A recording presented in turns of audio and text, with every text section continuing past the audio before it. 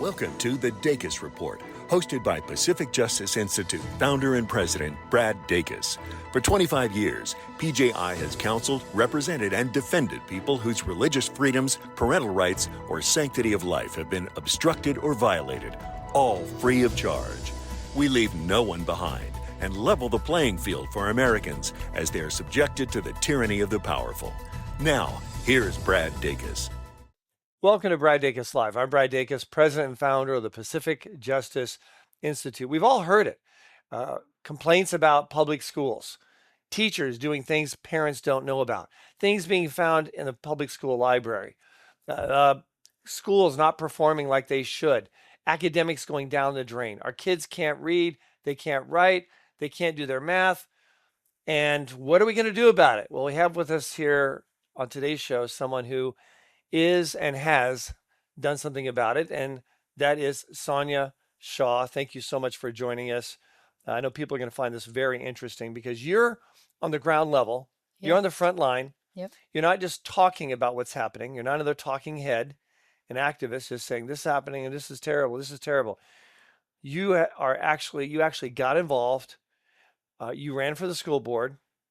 You now serve as president of the Chino Valley Unified School District Board in the state of California. You're a leading voice in California in parental rights, student protections. So this is going to be a great conversation.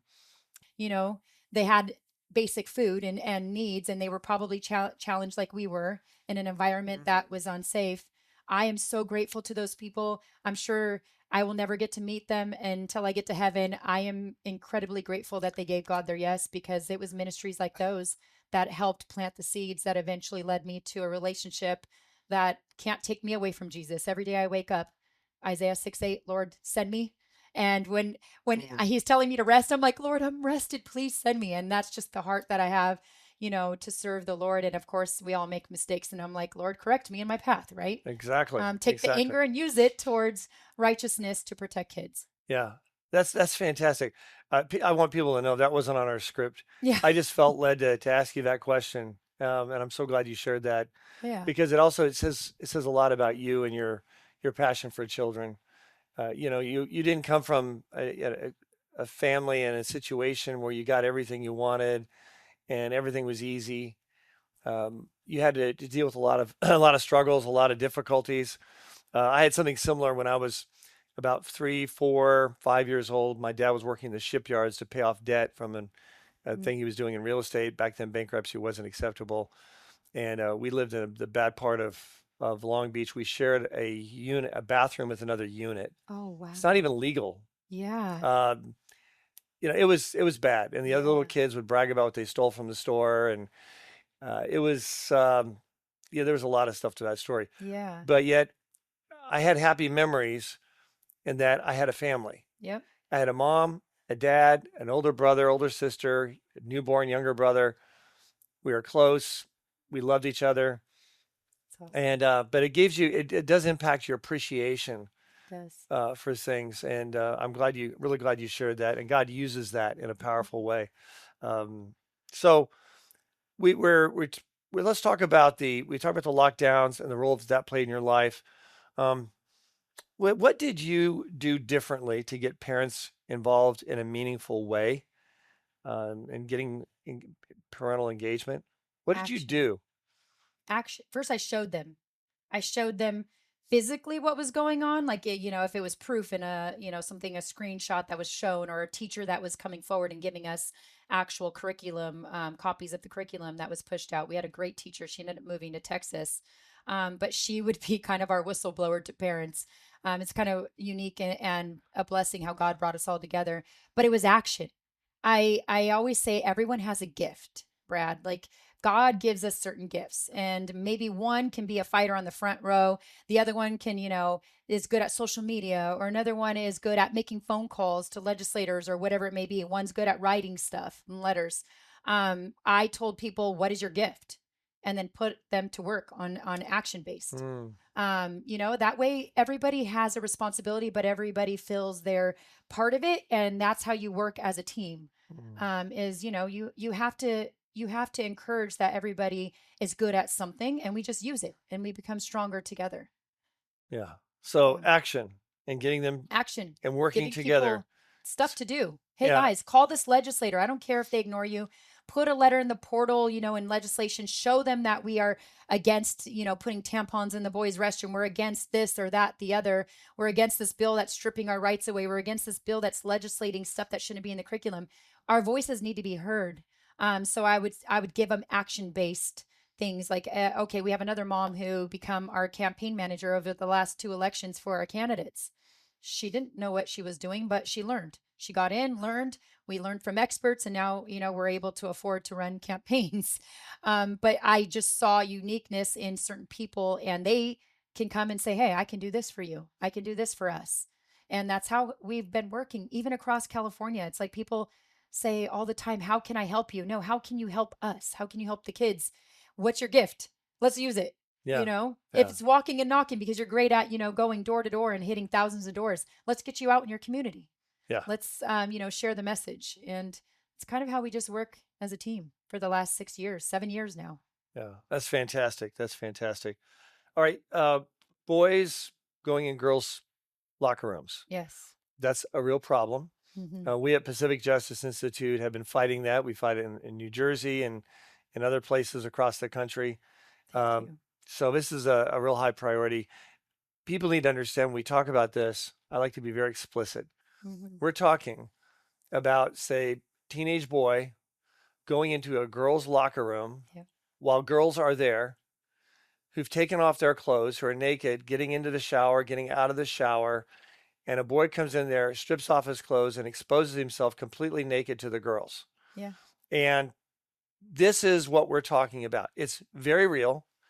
It would be criminal in any other context. Mm-hmm. Uh, it is should be criminal in this context because we have the same harms, the same results. Girls being traumatized, Yes. and boys being messed up who are allowed to do that. Yeah. So this is very real, and you've been very outspoken on fighting this. What concerns were you hearing from families that led you to take a stand on this, First of Sonja? all, I'm a mother of two female athletes. I mean, my kids eat, breathe, and live sports, and I can never imagine that happening. And I grew up, with my father telling me if a man were to ever enter your private spaces, you know what to do, right? And that's Scream. scream and hit them where it reminds them that they're a boy and they need to get out of there. And that's just the truth. That's the way Yeah. I was raised. That's the way I've raised my children. But at the same token, I have had my inbox full of personal stories from these female athletes, these girls, young children, I mean, they're children if they're under 18. And those are the ones that I carry, in my fight towards this. I've said this was the hill when I saw Biden try to pervert Title IX and change the word sex to gender. We know gender opened Pandora's box to allow anybody into our girls' sports, and Title IX was there to protect it. And I was in front of my school board back then saying, please, please be the voice, sign into the portal, say this is wrong, right? As a mother of two female athletes, I couldn't even imagine what I would do if my child had to experience that. So, with that said, I mean, these stories I carry with girls being harassed sexually by these boys, we've heard them, we've seen them in the headlines. These girls feeling violated, changing in their cars. Why should a girl have to change in her car? That as a society, I just say, how do we get to that point? How do we get to a point where dads are not knocking down these buildings, right? So for me, again, I go back to action. We have, told I'm in every probably complaint that California has seen at the OCR and at the districts personally. When I hear about a girl personally being harmed by this and they're coming out and speaking out, and they've come to me or somebody that I know, I'm automatically writing an OCR complaint, the Office of Civil Rights, for those that don't know what the OCR is, to the district where the boy's at and the district that is the girl is being, in the district that she is at. And that way there's a paper trail, because then when we have great attorneys like yourself and your firm going in, they can't say we didn't know and no one complained. Right. They can go do a public record request and see, oh, well, this person, Sonja, submitted it, because you don't have to be the person that submits it. But I also have utilized my time and efforts to teach the parents and the girls too how to submit these forms as well. I go back to action, but this is a hill. I've said it from day one when I found out that they were trying to change Title IX. Mm-hmm. I say it today. We're not backing down from this. We're going to get this win for our girls here in California. But that's why, Newsom and the rest of the legislators are so afraid of people like you and myself and those that are fighting this fight, because they know this is the hill and we're not backing down until we win this for our girls, and we never let it go back to Yeah, this. and many people probably recognize that recently the Supreme Court decided that states that have laws that don't allow boys to be naked in front of girls in girls' locker rooms where they're naked, like to say it really clearly. Yeah. So the Supreme Court says, no, that's not, that states can pass laws protecting girls Yeah. from being visually violated by a lewd, naked male. Yeah. Okay. Even males who uh, actually have gender dysphoria, gender confusion. Yeah. And the overall majority of adolescents who claim that actually don't. They have Yeah. some mental issues, but they don't have true dysphoria. But even those who have dysphoria, the overwhelming majority of those are still sexually turned on by looking at girls. Sad. So it's not like there's some implied safety here. Mm-hmm. There's not. Yeah. And so what you're talking about is very serious. And the Supreme Court made it very clear states can pass laws protecting girls. States that are blue states that are controlled by Democrats Yep. and Democrat governors, they refuse to protect our girls. Yep. I mean, folks, I want you to understand this. If you have a Democrat governor and a Democrat legislature, they are not protecting your girls, your granddaughters, your daughters, the girls in your church. They don't want to protect it. They support those girls potentially being victimized as a part of their policy and platform. I seem a little intense on this. Oh, that's okay. But you know what? I think Jesus would be very intense on this. Righteous anger. He said, it's better for a man to have a millstone tied around his neck and thrown into the sea than to cause one of these little ones to stumble. Yep. And these girls, there's a price they pay. When they endure this, it can impact them for the entire rest of their lives. Yep. So I think what you're doing, standing up for it, was fantastic. And I know we at Pacific Justice Institute, we're taking these cases on. Thank you. And I just want to say to folks out there before we go to our break, if you know of anyone, any family that's dealing with this issue, contact us, get involved. And if you want to make a difference in your school district, get a hold of Sonja. She can help you. What's your email address before we go to break? Yeah, they can email me on my candidate one, info@shawforca.com. So it's info@ca.com. Info at @shawforca.com. Shaw, SHAW. FORCA.com. Okay, Yep. good. I just want to make sure we got that out. Yep, All right. easy.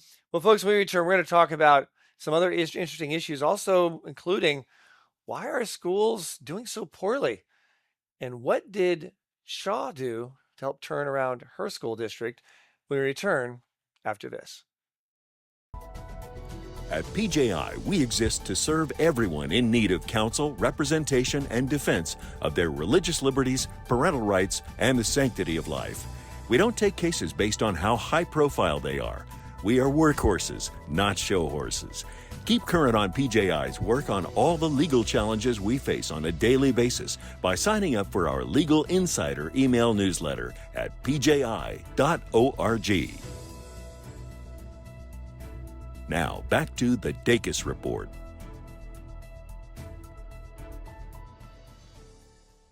Welcome back, folks. Now, we have a big event coming up. It's our Celebration of Justice. It's going to be fantastic. It's October the 17th. We're selling tickets now, and we're going to have Emily Campagno. She's from Fox News. She's going to be our keynote speaker this year, along with Ray Comfort, Todd Starnes. It's going to be an absolutely fantastic event. And if you want to get tickets, I encourage you to get them sooner rather than later, because the last several years we've been sold out. Just go to pji.org, pji.org. There you can also sign up to get one of our valuable resources for free. You can sign up to get our Legal Insider, our press releases about our new cases. We have some hot new cases that are coming out. I know one that's coming out this week. It's supposed to be announced this week. You definitely want to know about it. And to do that, just go to our website, pji.org. There you can get updated, pray for our work. And also, if you need help, that's what we do. We do our work completely without charge. We don't just cherry pick a few high profile cases. Our goal is to make sure that everyone gets help, that no one's left on the side of the road. I believe that's why God has uniquely raised up our ministry so dramatically and dynamically across the country, because of that uniqueness of us to make sure that people get help, and they're not just ignored, or we don't do the cherry picking, where you look at 20 cases, say, oh, we'll take this one. The rest of them say, be warm, be filled. We really work hard not to do that at PJI. So if you need help, please go to our website. We'd love to help you. PJI.org. All right, now let's get back to Sonja to talk about the public schools and some of the challenges. One of the big challenges that's very obvious in California now has a reputation in this area of academic incompetence. Yeah. This state used to be number one, number two Yeah. in the country, in terms of academics, in terms of mathematics and literacy. Our university system, our state university system, was number one in the country. Yeah. Very highly respected. Now it's going down the drain very quickly. And our public schools are incredibly inferior to the kind of education that a child really needs to be able to compete in our world today.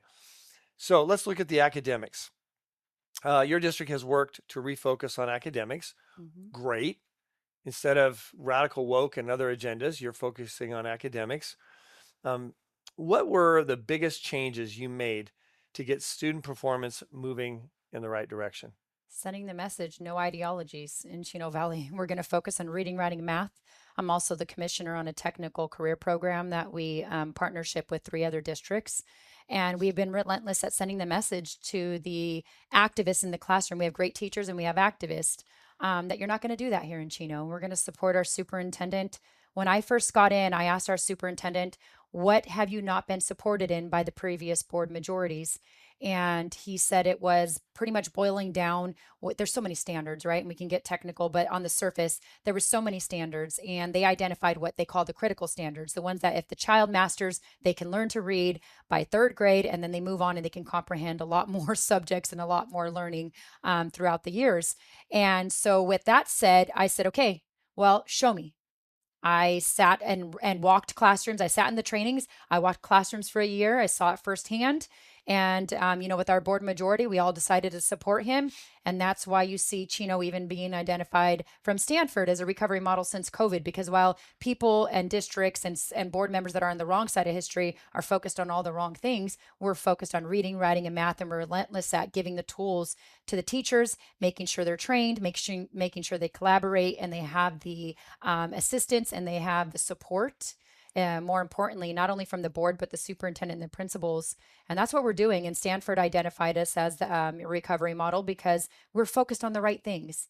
I mean, Brad, you hear about the Mississippi Miracle and the Alabama Miracle. Well, we have $150 billion a year spent on education. It's by design to fail kids here in California. More than half can't read at grade level, 37% in the math department. They're 37% can do or can't? Only 37% are at grade level. So the rest of them are failing dramatically oh. in California. And you have our universities. You spoke about our prestigious universities, which they are, but you have the professors signing on and screaming for help that California kids are not ready for these. They're needing remedial math and reading.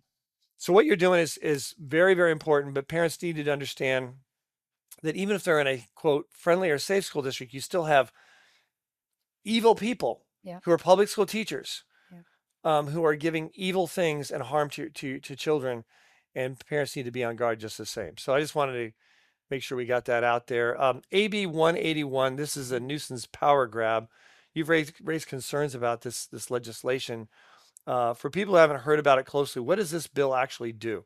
Okay, so AB 181 was put in through the budget trailer bill. So they gut it and amend another bill, push it through, and it was done after the primary, after we won first place in the primary for state superintendent.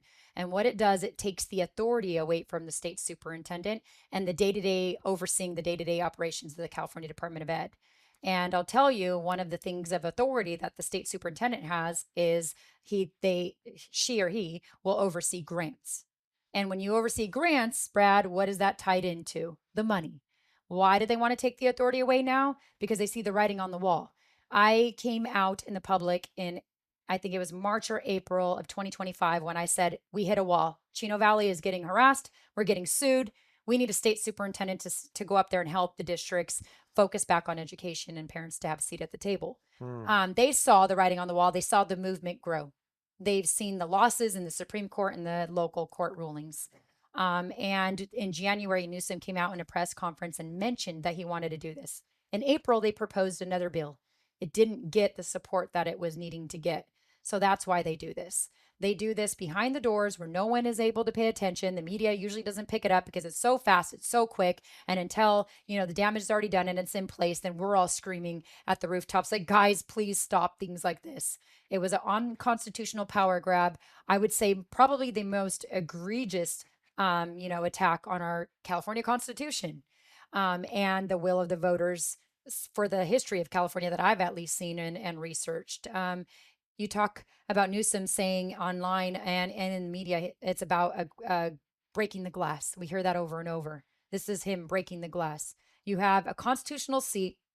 4 times the voters said no when they tried to take the authority and take this seat away for the state superintendent. The voters said in California, because of the environment that we're in, we want to be able to hold someone accountable. A governor appointee is now going to be in charge of the authority the state superintendent, the elected constitutional seat, is supposed to have. Governor appointee, Brad, you do the math. Since the moon, we haven't had anybody in the position that was driving education towards reading, writing, and math. And now they see that we can actually win this outright and focus the ship on that. They're scared. They're afraid. And they being, who's they? Newsom and the majority of legislators. Okay. And, unfortunately, I don't like to divide people when it comes to common sense, but it is our Democratic legislators. They continue to do this. I've even seen now they're proposing, side note, to take away the elected sheriff's authority in some senses and taking away their oversight and their position, because you have people like our Sheriff Bianco and others that are challenging the status quo of what they, Governor Newsom and the rest of them are doing. They don't like people that represent people. They like people who represent them. And they've spent $6 million on this race last minute to put their person in second place. They can't outwork us. They can outfund us, but at the end of the day, they know that we resonate with the majority of California. They want change. And this is the unethical things that they do right in the middle of an election.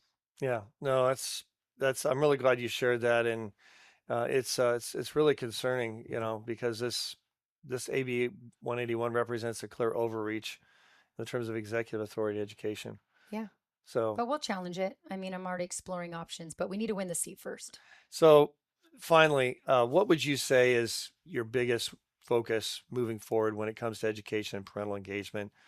Real quickly, we don't have much time left, but yeah, well, we're going to focus back as a state on reading, writing, and math, making sure the resources go back to the classroom. Parents have a seat at the table. Kids do better when parents are involved, making sure their voices are heard. We have a mass exodus out of the school system right now in California, which I'm grateful. Those are kids that are being saved, but we still have a majority of kids that are being harmed, and we need to protect them continuously. So those are the things that I'm focused on, making sure our girls have rights in their sports and make sure they're safe in their locker rooms again. And of course, making sure that kids have pathways to success after high school. So good. That's it. It's Yeah, something 80% of us can agree on in California. Yeah, no, it's fantastic. And we at Pacific Justice, we have resources to help, including our opt-out forms that are customized for each of the 50 states. It's not just a generic that we say, applies to all 50 states. We look at the state law in each of the 50 states, and we customize it to give parents the absolute maximum power of authority and engagement. And parents have more rights now over their children in public schools than ever before because of recent case law and ongoing case law in cases that are moving forward. It's an exciting time to be in doing what you're doing with parents' rights being recognized more in the courts, and people like you who have the courage, the stamina, and the gifting to have real results. So God bless you, and thank you so much. Keep up the great work. Your website real quickly. It's shaw4forca.com. Shaw4ca.com. Shaw4ca.com. Is Yep. it Shaw at? No, it's just www.shaw4ca.com. Okay, gotcha. Okay, gotcha. All right. Yeah. Shaw4ca.com. All right. Thank you again. Thank God you. bless you. Yes, Keep up thank your you. great work. Absolutely. So, folks, there you have it. It's our God-given freedoms we're talking about. Now, let's choose to keep them. I'm Brad Dacus, president of the Pacific Justice Institute. Let's continue the fight for your freedoms. We would love the opportunity to continue to serve you. Just visit pji.org and click the Legal Insider button to sign up for our email newsletter. At PJI, we help individual employees, employers, business owners, pastors, students, citizens of every stripe through our practical resources, counsel, representation, and defense, all free of charge at pji.org. PJI is an island of stability and assurance in our ever-churning sea of legal and societal chaos. We are here for you. So, folks, just remember, it's our God-given freedoms we're talking about.